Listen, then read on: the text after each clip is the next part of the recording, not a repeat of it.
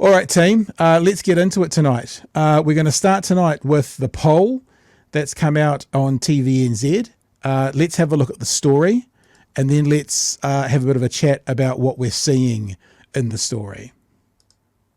With 19 days until early voting starts, here's how today's numbers compare to our One News poll 3 weeks ago. National is on 39, up 2. Labour's down 1 to 28. The Greens also dipping, now sitting on 10. ACT is on 10 as well, down 3. New Zealand First is on 5. So on these numbers, Winston Peters is back in the game, and Te Pāti Māori is steady on 3. Now, that was fine. The way Jess did it then, on these numbers, he'd be back in, but that's not what, as I've shown you, what the headline says. Winston Peters heading back to Parliament. So let's have a look at the numbers. Pretty strong for the right, pretty shithouse for the left.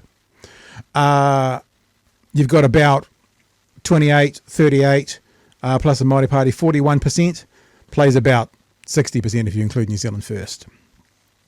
People saying they don't believe the numbers. Yeah, the numbers may or may not be right. We've looked at the polls over the past 3 elections pretty heavily. If you're new to this, then you haven't seen this. And the polls are normally within margin of error to the result. On the odd occasion, National over polls by 5 or 6%. Now, I'm not saying that because I think it's going to happen here, but that has happened a couple of times in the past before. What else has Jess got for us? Let's look at some of the other smaller parties now, and there are only 2 that are registering in our poll. Top, the Opportunities Party is steady on 1, and the New Conservative Party is also on 1. I wonder why TVNZ or any broadcaster actually even broadcast these. I can understand you're actually broadcasting the top result because RAF has a chance in Ireland, although it looks uphill struggle. But New Conservative don't need to be mentioned, even if they're at 1%. I wonder why they're even being mentioned. I don't know. Maybe it's fair. It just seems a bit of a waste of design space to me. The number of people who don't know how they'll vote has now shrunk to 10% after sitting around 12 or 13% all year. Time to swing around now and show you how those numbers translate to seats in Parliament. Now, if you're new to us, we don't pay much attention to this because this is where the media goes. This is what the Parliament would look like, yes, if the election today was today and your poll was accurate. But what you can do is look at this and see what this is what means. This is what the true percentage would be. Because even if you get 49% right now, because there's a bunch of people who are undecided or there are a bunch of people who will vote for the under 5% parties, 49% of the polls might actually be 53 or 54 or 55% of the seats. So all we do here in this show when we look at this is we look at what the true percentage would be. On that side of the House over there, National gets 49 MPs in blue. Add in 13 seats from ACT, you get 62. That's enough to form a government with just the 2 of them. So let's just talk to this super quick. And I'm sorry to keep interrupting this, but, it's my show. 62 and they need 61. So this is within margin of error, them either needing Winston Peters or it being a minority government.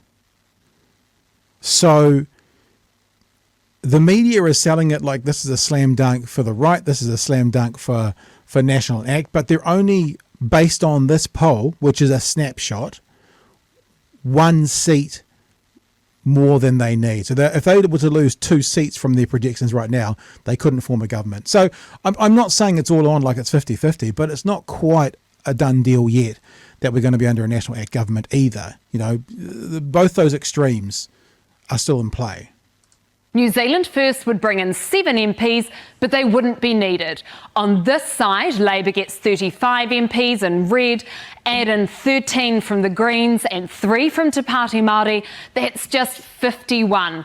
10 short of the 61 seats needed to form a government. Yep. And if you keep looking at these and you see, if National was down a couple and ACT was down a couple and New Zealand First wasn't there and then Māori Party got 1 more and the Greens were up a couple and Labour were up a couple, that's why I'm saying we don't really look at this as to being too predictive of what's going to happen. We look at this to go give us so based on this poll, the true percentage is that National and ACT get past the 50% mark of seats. Now, just to explain that for people, why 49% of the vote can be like 53% of the seats is there's always a percentage of the voters who don't count. When I say don't count, I mean you're lovely people, you all count, but don't count to the final tally. And that's just simply because let's say 4 parties get 1%. So that means actually when those 2 parties add together and they make up to 49%, not 50%, they only take it out of the 96% remainder. So because there's 4 parties on 1%, that comes off the 100%. So that actually means all of the other results are then banked out of 96%, and that's how you can get over that margin, even if you don't get 50% of the vote. Let's bring up the preferred Prime Minister numbers now. Chris Hipkins is on 23. Christopher Luxon is right there with him. Both Chris's have nudged up in popularity in the last 3 weeks. David Seymour is on 5 and Winston Peters is on 4. So that's how the numbers have landed in the thick of campaigning. Yep. He's back and hot to trot. To govern a country, you need experience. And this is not our first rodeo. Riding high. Rodeo. I'm going with rodeo. I don't know why Winston Peters goes with rodeo. I don't know, maybe. With his best poll result in 4 years. No, we already know that. We're way past 5% already. Not that he believes in polls. You're making a terrible mistake of believing your polls. Don't, because you'll mislead the public. Thank you very much. It's interesting. You always remember what he just said. Don't believe your polls, but you can believe our polls. Hang on. Either polls are okay and scientific or they're not. So Winston's always done this. He tried to introduce a law into Parliament, in the last 20 years, because he's been here for 200, where you couldn't release any polling for the 3 months leading up to the election because he thought it unfairly influenced people. But now that he is needing polls and wanting polls, of course, they're going to talk about them as much as possible. Christopher Luxon would rather cut him loose, but won't, just in case. He's not in Parliament. He hasn't been above thresholds. Peddling the same answer despite this new result. I've been very clear. I want New Zealanders to understand if you want a guaranteed change of government, don't vote for any other party. Vote for the National Party. Winston Peters is a force for chaos. A National Act New Zealand First government would be disastrous for New Zealand. ACT isn't on board either. David Seymour's not keen to partner up with his political foe. Yeah. He's really got little, if anything, to offer for the hopes and aspirations that Kiwis have. Later on tonight in the show, I've talked to a professor from Massey University who's written a piece for The Conversation, online publication, and his position is post the election, actually whether National wins or not, National's got a real problem with the parties to the right of them. That interview is coming up later on tonight, so make sure you stick around for that. Do you respect Winston Peters? Again, I know him. I don't know him that well. I know him a little bit, but not that well. Here we go. The Labour leader reckons this is as bad as it gets. Good luck, everybody. And says its political fortunes will turn around. I think we're on the way back up again now. Good choices. Oh, but that's not. I've only just started. The Greens agree Christopher Luxon shouldn't be getting ahead of himself. He should refrain from measuring the curtains in the beehive just yet. And the co-leaders back their record in propping up a Labour government. If you look at the long-term trend, our poll numbers are up on where they were in 2020, which was up on where they were in 2017, so we're really encouraged. But 39 is a whopping number.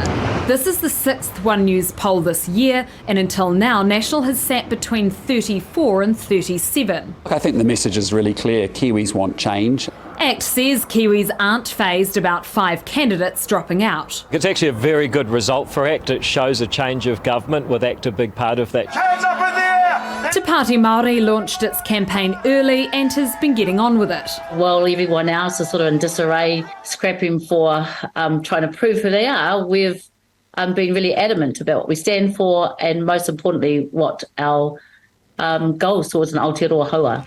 We'll know who's heading to Wellington and who's heading home in the middle of next month. Yep. All right, Jess, explain why this result for New Zealand First is so important for the political landscape. This matters because National is very close to needing the support of New Zealand First. To govern, you need 61 seats. National and ACT on these latest numbers are on 62. So they're only 2 seats away from needing to rely on Winston Peters for help. And that's why we've seen Christopher Luxon choosing his words so carefully today and other times when we've asked him, refusing to rule out working with Winston Peters. And so this is the reality here, and we did a piece on this the other day. You can go look at the back catalogue if you want to check up on it. Winston Peters, he's bending the knee to the anti-vaxxers and the anti-mandates and the anti-co-governance crowd.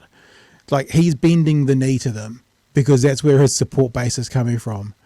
And Christopher Luxon is not ruling him out in case Christopher Luxon needs to bend the knee to Winston Peters to allow him to become Prime Minister. That's what's happening right now.